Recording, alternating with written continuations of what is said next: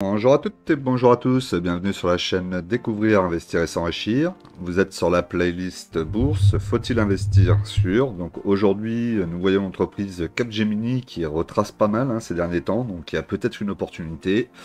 Et donc on va voir ça ensemble tout de suite. Donc Capgemini figure parmi les principaux prestataires mondiaux de services informatiques. Donc l'activité se répartit en 4 pôles: conception, développement et intégration des systèmes, prestation d'infogérance, gestion d'applications et d'infrastructures, prestation de services de technologie et d'ingénierie, prestation d'accompagnement et de support des équipes informatiques internes, et prestation de conseil. La répartition géographique, donc en France 20,1%, Royaume-Uni et Irlande 12%, l'Europe 30,4%, l'Amérique du Nord 28,7%, Asie-Pacifique et Amérique latine 8,8%. Au niveau du nombre d'employés, on a 336 923 employés, donc ce qui fait quand même déjà une belle petite boutique. On est sur le secteur de la technologie, et en sous-secteur, donc c'est les logiciels et services informatiques. Et au niveau de la note d'investissement, on est à 3,5, donc 3,5 sur 5 étoiles. C'est pas le top, mais c'est quand même pas mal. Et la lettre ESG est B. On va regarder comme d'habitude au niveau des dirigeants et voir s'il y a de la famille à la tête de cette société. Ce que je ne pense pas, mais on va quand même le vérifier. Président Paul Hermelin. Au niveau des actionnaires, donc on a quoi? On a Capgemini ES qui a 0,72%, donc c'est vraiment pas grand chose. Rothschild. Bon, après, on voit qu'effectivement, on n'a pas de famille qui est à la tête de la société. Donc ça, c'est un petit point, pas négatif, mais un petit point que j'aime bien regarder. Je trouve que c'est toujours plus appréciable de voir une société avec tenue encore par la famille. Au niveau du siège social de Capgemini, donc on est à Paris. Là-dessus, on est bien.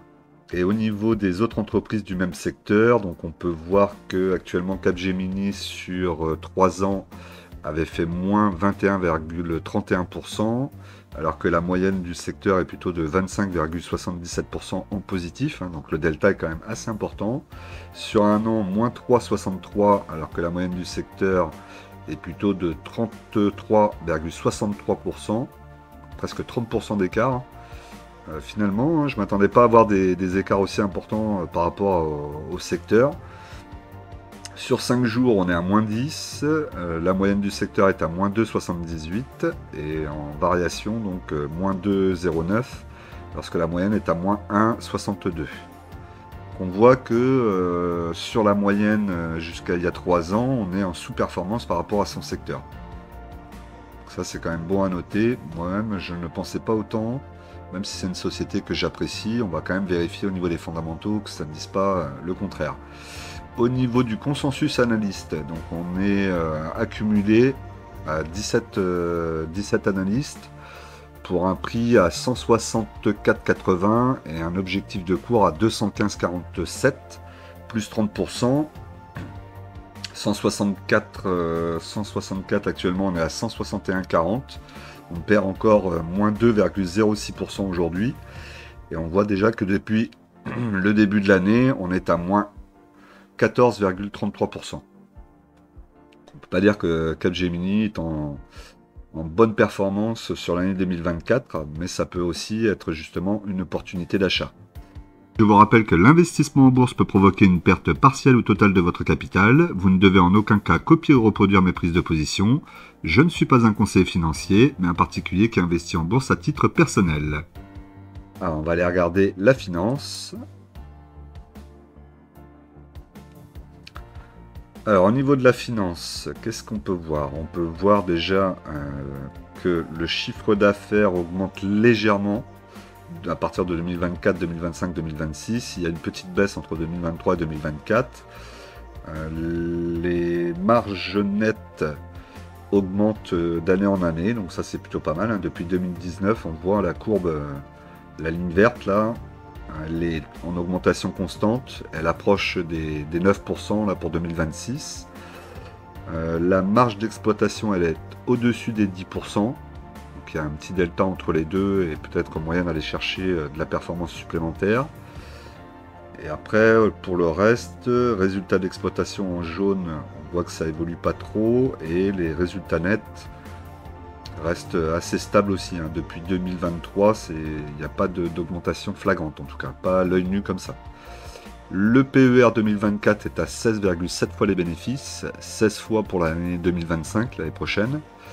On s'accorde à dire en général que le CAC 40 a un PER aux alentours de 15%, donc lorsque vous êtes en dessous des 15%, c'est plutôt pas mal. Quand vous êtes au-dessus, la société peut être un peu trop valorisée, mais bon, c'est pas non plus trop valorisé, hein. 16,7 fois les bénéfices, c'est pas non plus énorme. Au niveau du rendement, on a 2,14% pour 2024 et 2,26 pour 2025. On voit ici hein, dans le graphique qu'on n'a jamais dépassé les 40% de remise sur le dividende, bénéfice net par action et dividende, donc ça c'est plutôt pas mal. Toujours éviter les entreprises qui vous reversent plus de 50%, voire plus de 40%, ça reste déjà assez dangereux, mis à part quelques exceptions évidemment. Alors sur le chiffre d'affaires, donc effectivement on voit 2023-2024, il y a une légère baisse, hein, puisqu'on a été en 2023 à 22 milliards 522 millions. Pour 2024 on est à 22 milliards 142 millions, donc une légère baisse, mais qui va a priori reprendre en 2025 et 2026. On a moins 1,69% entre 2023 et 2024, et ensuite on va reprendre 2,46% de performance pour 2025, 5,51% pour 2026. Attention, ça reste toujours des projections, il n'y a rien de garanti. Hein. Surtout à l'heure actuelle avec toutes les modifications économiques et géopolitiques. Ok, donc on va continuer, on va regarder ici les prévisionnels. Donc au niveau des prévisionnels, ce qu'on a vu tout à l'heure, hein. Déjà il n'y a pas de dette. Là, la dette a l'air d'être quasiment résorbée pour 2024. Elle est légère et on va, a priori en 2025 et 2026, on n'aura plus de dette. Et on va même commencer à avoir de la trésorerie en 2026. Encore une fois, attention, c'est de la projection, donc on ne sait pas si ça fera vraiment ça. Au niveau du rendement historique, on l'a vu tout à l'heure, on est au-delà des 2%, donc sur la moyenne de 5 ans, on est à 1,7, vous voyez ici. Donc, on est plutôt sur une année plutôt pas mal. Et d'ailleurs, on a un dividende qui augmente depuis 2023 jusqu'en 2026, en tout cas, il y aurait des augmentations chaque année. Donc ça, c'est plutôt pas mal. Donc en dette, l'endettement net, 2 milliards 47 millions pour 2023, 1 milliard 300 pour 2024 et 2025 et 2026. Donc vous voyez que 2026 on va repasser en positif avec plus 1 milliard 380 millions de trésorerie positive. Donc ça c'est plutôt très bien. Même très bien. Après, est-ce qu'on y arrivera? Ça on ne le sait pas encore.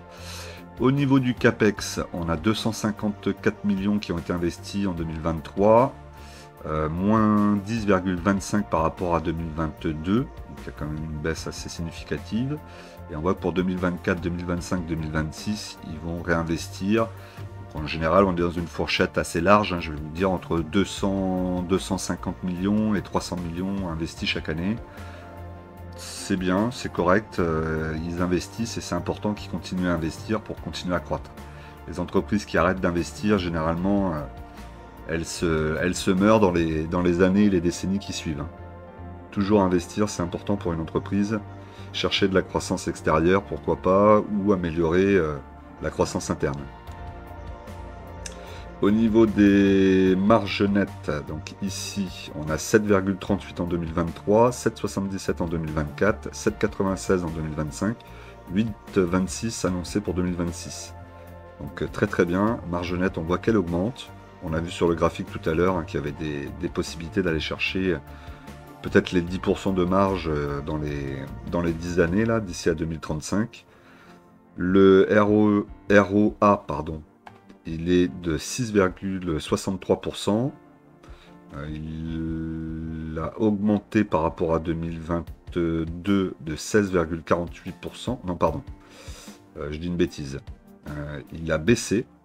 On voit 25% pour 2022. Donc là, 6,53 en 2023, 7,2 en 2024, 7,06 en 2025, 7,34 en 2026. C'est plutôt pas mal. Le ROE, donc 16,48, 17,35.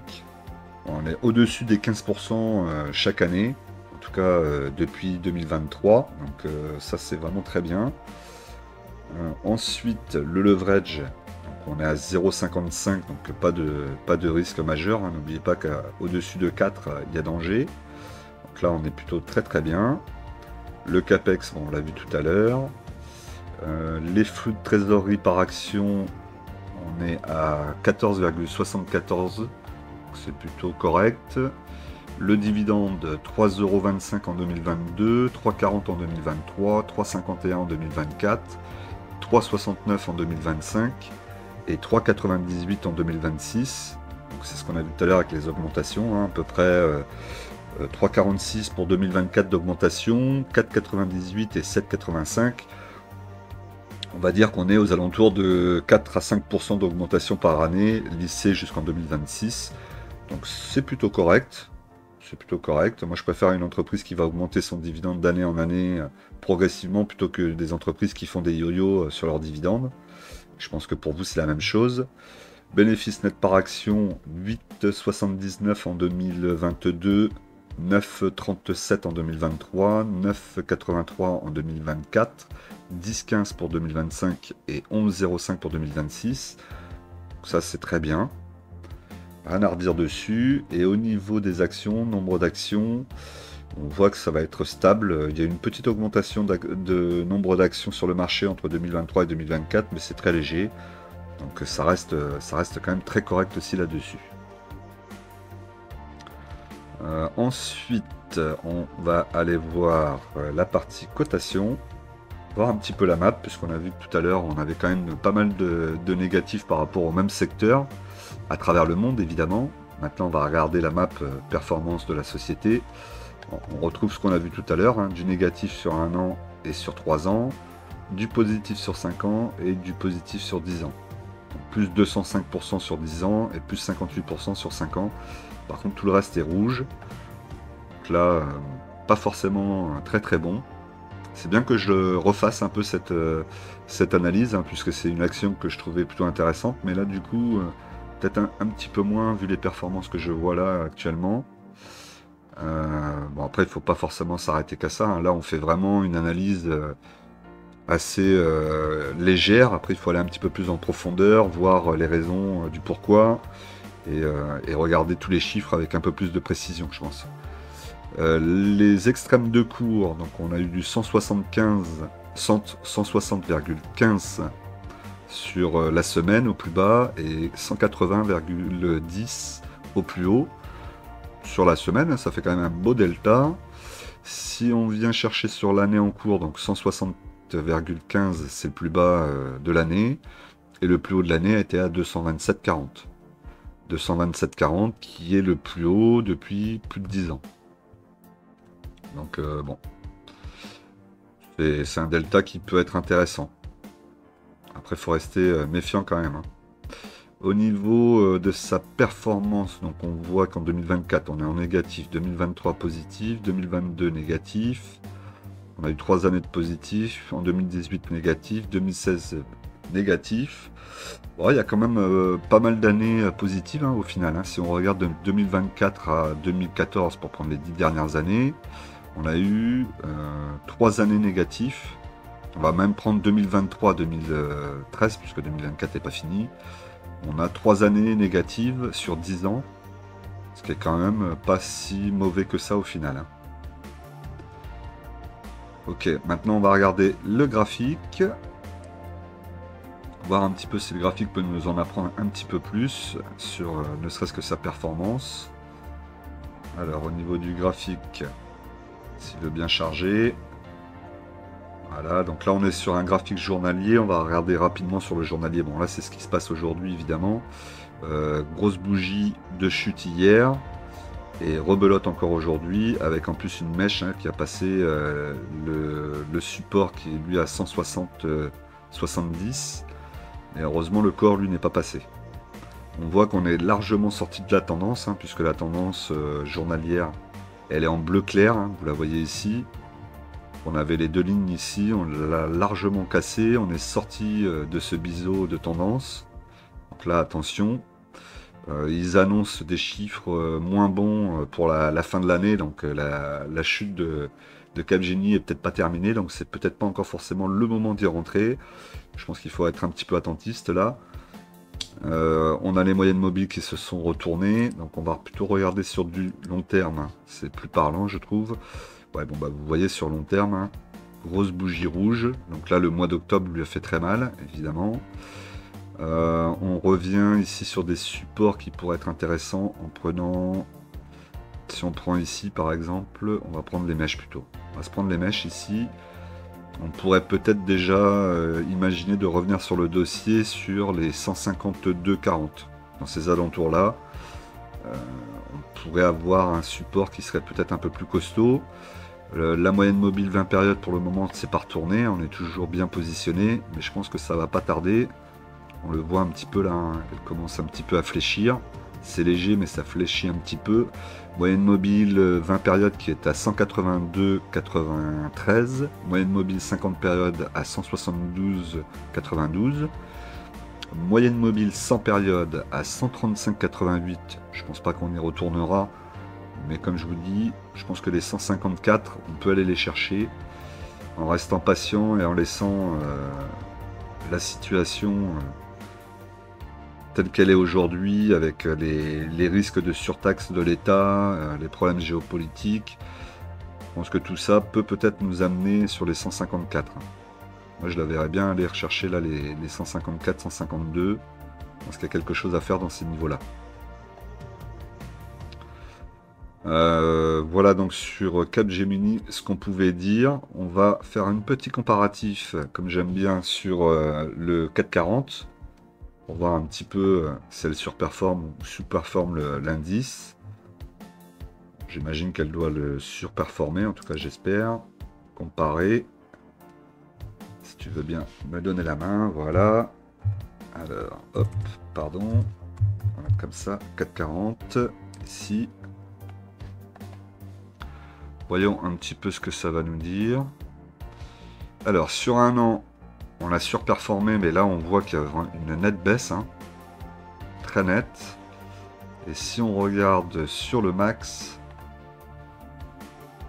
hop, ah, c'est pas si flagrant que ça finalement, hein. Vous voyez que là, on a eu souvent le 440 qui était au-dessus, qui surperformait l'action, hein. Capgemini est en bleu. Effectivement, on voit bien là sur le graphique, hein, que souvent le Capgemini a été en dessous du 440 et que ça fait finalement que depuis janvier 2021 qu'elle surperforme, hein. Elle a surperformé un petit peu à une époque ici aussi, donc ça c'était des époques où la tech était très fort. Peut-être que c'est pour ça aussi que ça l'a aidé à surperformer un petit peu l'indice, mais sinon dans l'ensemble on a passé plus de temps en dessous du 440 qu'au-dessus. Et là aujourd'hui on est très limite, hein, d'ailleurs. Est-ce que je peux aller un peu plus? Oui, ici. Donc là si on regarde, on a un Capgemini qui a fait plus 319,58% et on a le 440 qui a fait plus 293,50%. Comme d'habitude, je vous rappelle qu'en investissement, les impatients payent pour les patients, et nous on se retrouve très vite pour une nouvelle vidéo.